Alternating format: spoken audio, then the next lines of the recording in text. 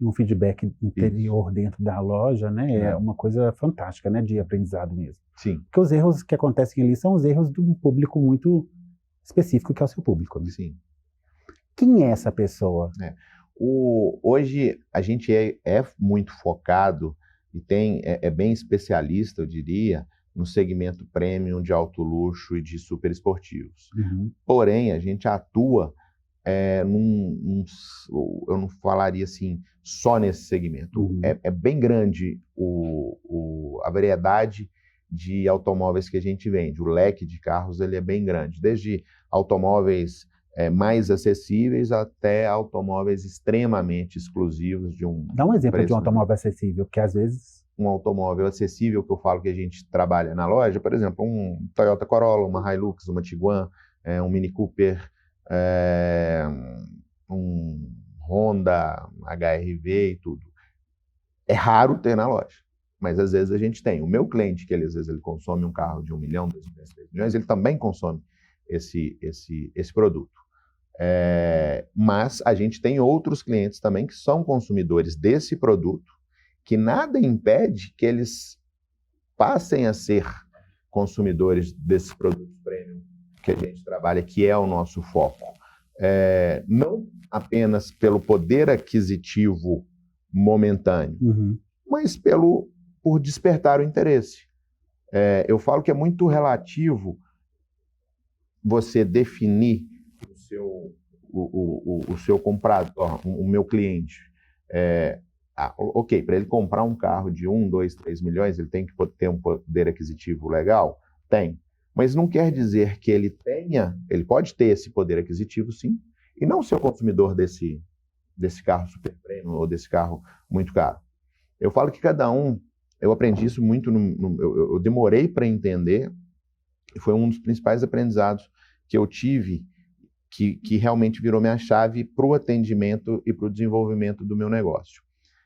Tem gente que eu já cansei de escutar, hoje o mercado está diferente porque os carros têm valorizado, principalmente os carros muito exclusivos, nessa pandemia subiram de preço consideravelmente devido à escassez, e a demanda também que aumentou muito, mas eu falo o seguinte, eu já escutei cliente meu falando assim, eu vou comprar um carro de 1 milhão e ano que vem ele vai estar valendo 850, 900. Era mais ou menos a tendência do mercado, o automóvel se desvalorizar 10% a 15% no ano. Uhum. Se eu pegar esse 1 milhão e aplicar ele, daqui a um ano, ele vai ter me rendido 10% a 15%, em épocas de aplicação com uma renda mensal mais alta. Faz sentido? Faz sentido. Então ele falava, eu vou perder 150 e aqui eu vou ganhar 150. Tá bom.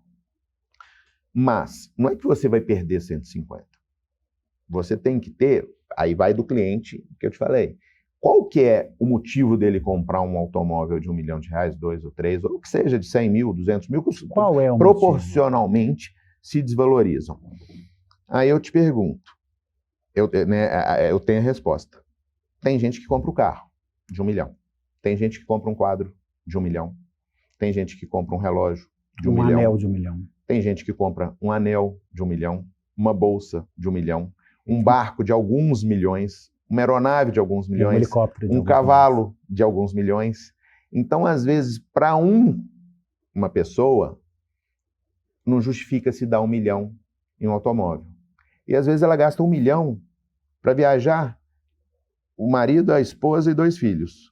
Só de classe executiva e de volta gasta 200 pau, aí vai ficar num hotel, gasta com o euro do jeito que está agora, apesar que agora não está dando para viajar muito, gasta mais 300 pau de hotel, 400 pau, já foi 600 mil aí. E chega e faz um monte de compra bolsa, compra roupa, compra relógio, gastou mais de 1 milhão na viagem. Com certeza. Mas ele acha 1 milhão num carro muito, mas ele gastou 1 milhão de reais em 15, 20 dias em viagem com a família, você sabe que tem. Hoje se gastar dinheiro tem inúmeras opções. Tem quadros, vamos falar em quadro de 1 milhão de reais, talvez eu falar aqui agora para quem coleciona e entende de arte, fala assim, não, 1 milhão de reais não é nem 4. Eu começo a conversar em obra de arte só acima de 5 milhões. Tem mesmo. Então, tem carros também nesses valores, tem cavalos, tem objetos e tudo. Então, eu falo o seguinte, o que vale? Vale você ter uma satisfação pessoal que justifique o seu trabalho que você teve para ter aquele poder de compra e comprar alguma coisa que vai te fazer bem. Né? As mulheres gostam de bolsas, de vestidos, de sapatos. Eu tenho mulheres, clientes que gostam de automóvel também, né? Mas segmentando o público, porque às vezes a mulher fica, não, meu marido comprou um carro caro. Mas tá bom, você tem 600 mil, 500 mil, 1 milhão de bolsa e sapato no coisa. E se você pegar isso e for vender, talvez vende, existe esse mercado, existe, mas vai valer 50%, 30%, 40%, e olhe lá. O automóvel, se você comprar por 1 milhão na hora que ele desvalorizar, você comprou, você usou, você vendeu por 850, 900, tá bom, você gastou 100 mil reais para ter uma satisfação pessoal, talvez, durante um tempo. Isso justifica ou não justifica? Então é muito relativo falar o que vale, o que não vale. Eu tenho um cliente que ele tem uma aeronave de um valor legal, tem um barco de uns 4 milhões ou talvez um pouco mais, e ele anda num carro de um utilitário de 200 mil. Ele fala, Fernando, o carro para mim é objeto de trabalho. Eu trabalho com o carro, vou para a obra, e é ferramenta de trabalho. O meu lazer é voar e navegar. Aí ele gasta um dinheiro ali, ele investe o dinheiro dele ali. Porque é para o prazer. Isso. Da mesma forma, eu tenho um cliente que não dá valor nenhum para a aeronave, para o barco, não gosta, e etc. E ele tem prazer no automóvel, desde da emoção em dirigir, do design do veículo, igual eu te falei, eu sou muito mais ligado ao design, à história, tudo do que às vezes a própria velocidade em si. É um objeto de desejo, tem muita coisa. A história do automóvel, ela é muito interessante, é muito legal. Então, eu tenho o cliente que ele tem a satisfação de ter o automóvel. Tem cliente que ele tem um automóvel e ele anda muito pouco, quase nada.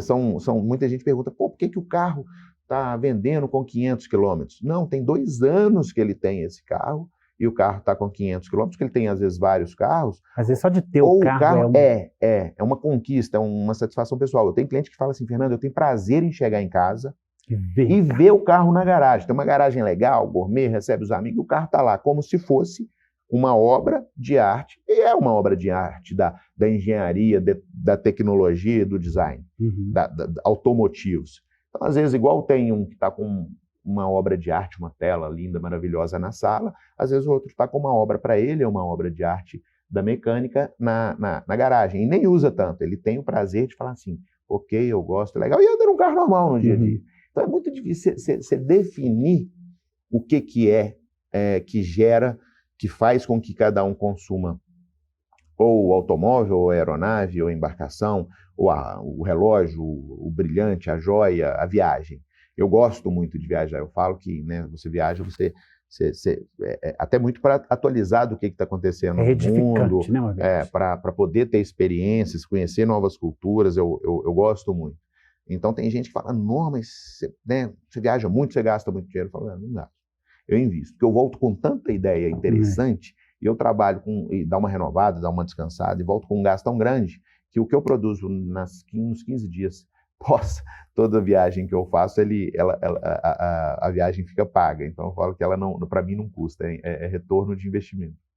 Nós vamos a um intervalo, e no próximo bloco nós vamos descobrir quem é mais profundamente essa pessoa que gasta 1, 2, 3, 5 milhões em um carro. Se você está gostando do nosso programa, dê um like no nosso TBT, que a gente vai gostar, e mande suas perguntas, que nós vamos adorar respondê-las, ainda mais nesse tema tão interessante que é o mercado de luxo e a Vanguard Motors, aqui em Belo Horizonte. Já voltamos.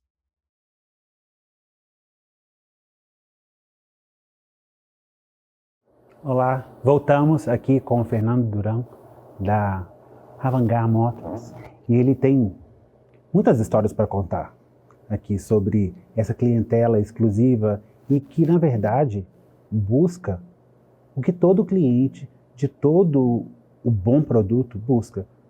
O produto, mas também a experiência que aquele produto pode proporcionar para as pessoas. No filme de Sofia Coppola, Encontros e Desencontros, ela mostra muito bem esse ator americano que vai a Tóquio fazer um comercial de um whisky local e que ele ali vivendo uma crise dos 50, 60 anos, revela a ela que eu estava querendo comprar um Porsche, e ela fala, isso significa que você está vendo uma crise de meia-idade.